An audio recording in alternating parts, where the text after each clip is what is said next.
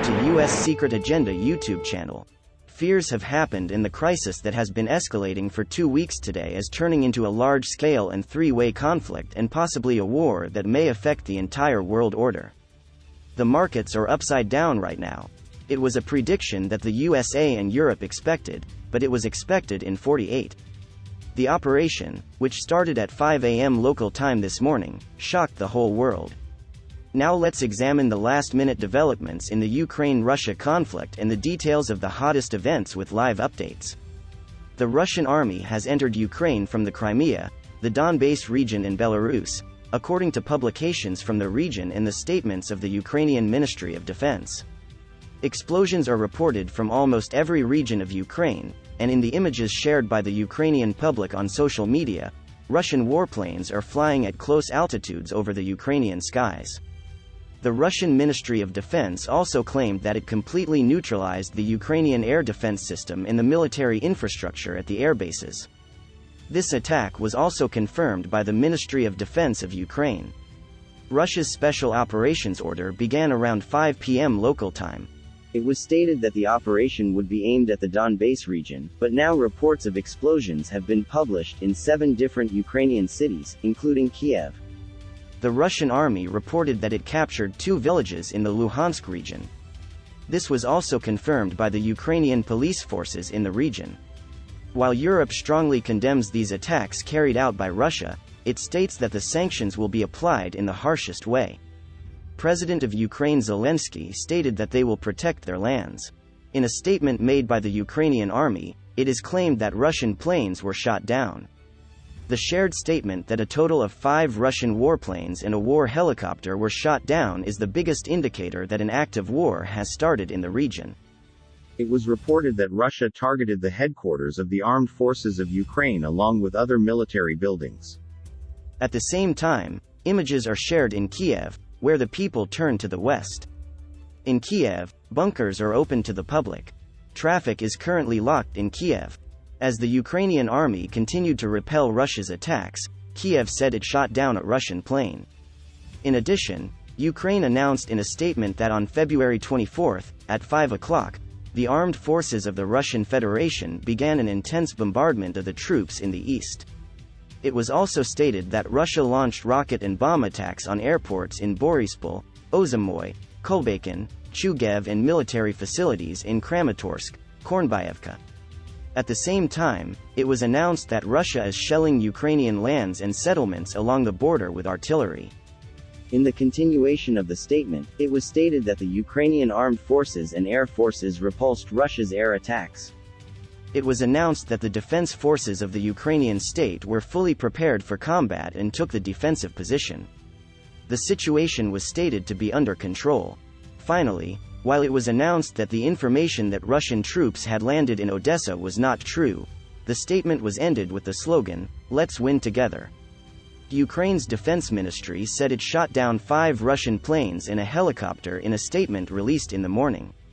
According to the statement made by the Joint Forces Command, 5 planes and a helicopter belonging to the attacker were shot down on February 24. The joint forces make a worthy appeal to the armed forces of the Russian Federation. Troops are in place. The enemy takes casualties. Keep calm and believe the Ukrainian defenders. We will win together. Victory to Ukraine, they said. The Russian military, on the other hand, denied that one of its planes was shot down this morning while fighting over Ukraine. The Ukrainian Border Guard Service said that Russian troops attacked from Belarus to Ukraine and Russia itself, with Belarusian support, at around 5 o'clock local time. An attack was also reported from Crimea, which Russia annexed from Crimea in 2014. Ukraine's defense minister said Ukrainian troops, military control centers and airports in the east of the country are under heavy Russian bombardment. The update came after the military said the Ukrainian Air Force was trying to repel a Russian airstrike.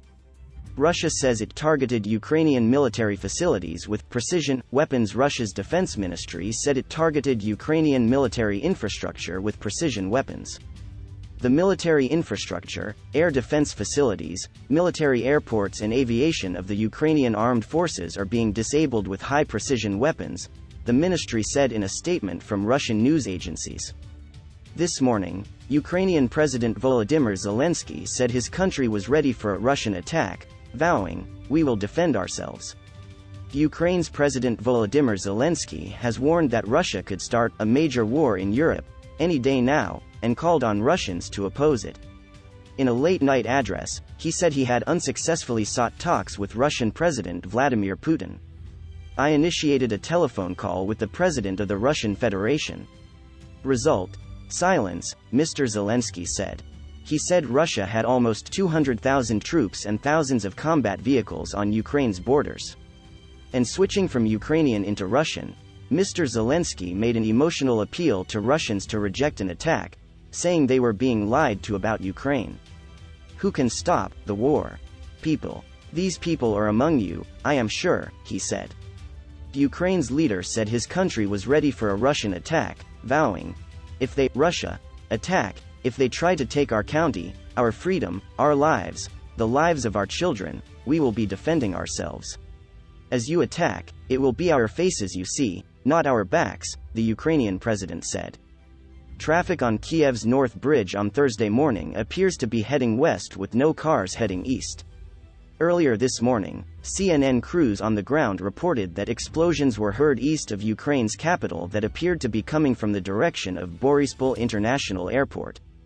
The President of the European Council and the President of the European Commission issued a joint statement on Thursday, denouncing Russia's military action in Ukraine, in the strongest possible terms.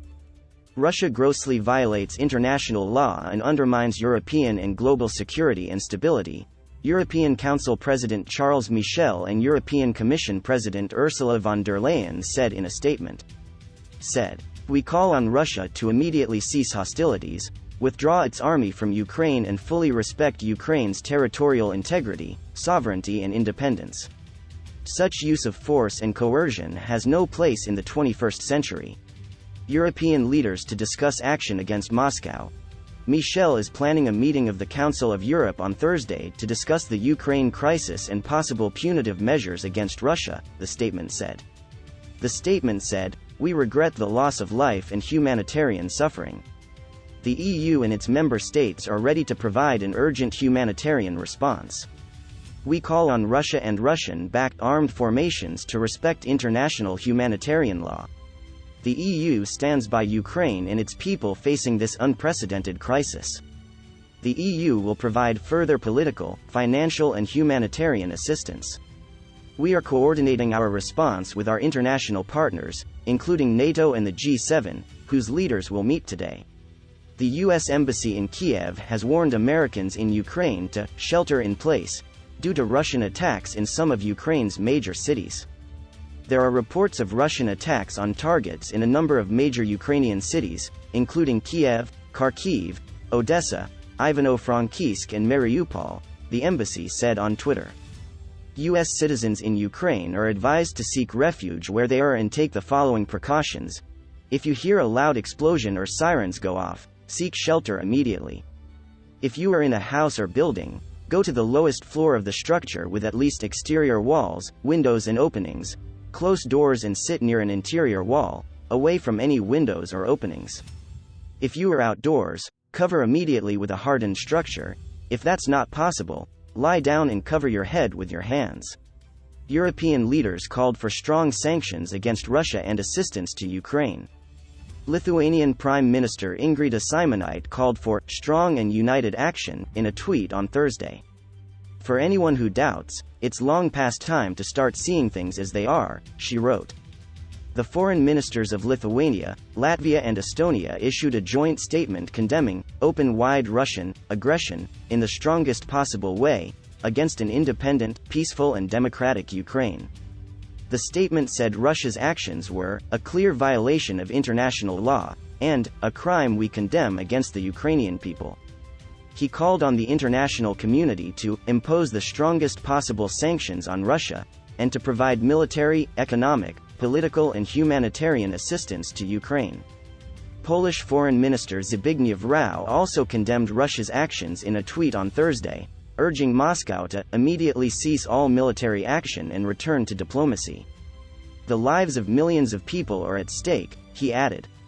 Ursula von der Leyen, president of the European Commission, pledged to weaken Russia's economic base and modernization capacity, following Moscow's barbaric attack on Ukraine. We will freeze Russian assets in the European Union and stop Russian banks from accessing European financial markets, von der Leyen told reporters on Thursday. We condemn this barbaric attack and the cynical arguments used to justify it. The toughest sanctions. Von der Leyen said he would submit massive and strategic sanctions against Russia for approval today. These sanctions are designed to do severe damage to the Kremlin's interests and ability to finance the war. We know that millions of Russians don't want war, he said. We will not allow President Vladimir Putin to replace the rule of law with force and brutality, he said, adding that Ukraine will prevail. Speaking with von der Leyen, EU High Representative Josep Borrell said the 27-member bloc's punitive measures against Russia would be the toughest package of sanctions ever implemented.